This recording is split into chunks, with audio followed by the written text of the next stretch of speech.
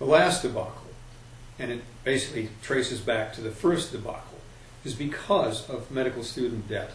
Medical students, when they're done with their training, their debt is carried by a bank.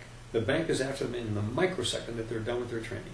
There is no leeway, and they have no further borrowing capacity. They cannot set up a private practice and start taking care of you. They have to go to work for somebody. The minute they go to work for somebody, it's essentially a hospital. It has made monopolies out of the hospitals, and it has made employees and automatons out of the physicians. So you don't get the physician of your choice. You become a patient in a practice. Almost no physician comes to your community and spends their career there. They're always looking over the next shoulder to see if there might be a few more bucks down the road, and they're gone. And Dr. Jones, who you were assigned to, doesn't know your name, and doesn't know your face, and doesn't know your child, and will not, because he cannot or she cannot see you or your child now, which I do routinely, which the generation of physicians that I'm from did routinely. All of us did this. This was normal. House calls. Know your patients. Spend your life in the community where you've come from the beginning.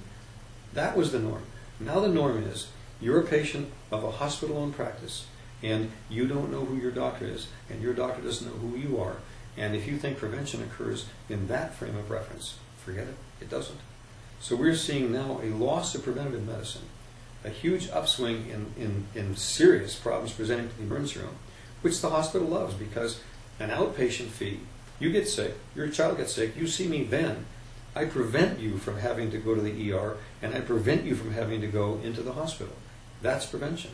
You can't see somebody urgently. You tend to wait till the kid is really screaming because of his ear, and now it's to the emergency room, and a $75 fee turns into a $1,000 fee. And if you wondered why your local hospital is building that nice facade out front, $45 million, which our hospital is doing, it's because they have to bury that difference. They're supposed to be nonprofit. They are highly profitable, and they're burying the profit in construction.